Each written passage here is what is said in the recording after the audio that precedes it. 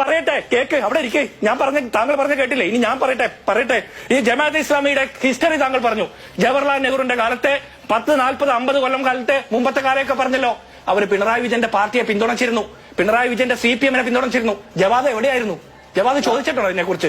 ജമാഅത്തെ ഇസ്ലാമിയുടെ പിന്തുണ വാങ്ങിയിട്ട് അധികാരത്തിലെത്തിയ പിണറായി വിജയനോട് ഉളുപ്പുണ്ടോ എന്ന് ചോദിക്കാൻ താങ്കൾക്ക് ആർജവമുണ്ടോ? ജവാദ് എവിടെയായിരുന്നു? ജവാദ് ഇത്രയും വർഷം ജവാദ് എവിടെയായിരുന്നു?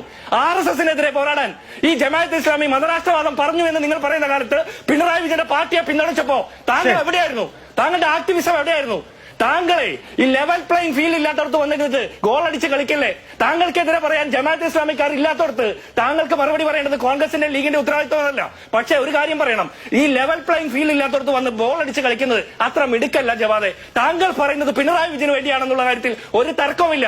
9.5 വർഷമായിട്ട് കേരളത്തിലെ പോലീസ്, ആഭ്യന്തര വകുപ്പ് RSS-ന് അടിമവേല ചെയ്യുന്നതിനെ കുറിച്ച് ഒരു അക്ഷരം പറയാൻ നാവ് ഉയർത്താൻ പറ്റാത്ത സുന്നി ആക്ടിവിസ്റ്റ് ആണ് പോലും. നാണമില്ലേ ഇത്തരം വർത്തമാനം പറയാനായിട്ട്? താങ്കൾ പാവപ്പെട്ട കുട്ടികളെ ഈ മലപ്പുറത്തും കാസർഗോഡും കണ്ണൂരും ഒക്കെ പാവപ്പെട്ട കുട്ടികളെ തെരുവുനായ കടിക്കുന്ന വിഷയത്തിൽ ഒരു അഭിപ്രായം പറയും. വാക്സിൻ എടുത്തിട്ട് കുട്ടികൾ മരിക്കുന്ന വിഷയത്തിൽ ഒരു അഭിപ്രായം പറയും. പിണറായി വിജയന്റെ സർക്കാരിന് നേരെ നിന്ന് ഒരു അഭിപ്രായം പറയും. മധുരയിൽ പോയി കഫി അണിഞ്ഞിട്ട് കാഫിർ സ്ക്രീൻഷോട്ട് ഇറക്കി തെരഞ്ഞെടുപ്പ് ജയിക്കാൻ നോക്കുന്ന ആ മതരാഷ്ട്രവാദം, ആ കുൽസിത രാഷ്ട്രീയവാദം, ആ സംഘപരിവാർ വാദമുള്ള പിണറായി വിജയനെ തിരുത്തിട്ട് വാ, എന്നിട്ട് ഞങ്ങളെ തിരുത്താൻ പറയാനായിട്ട്.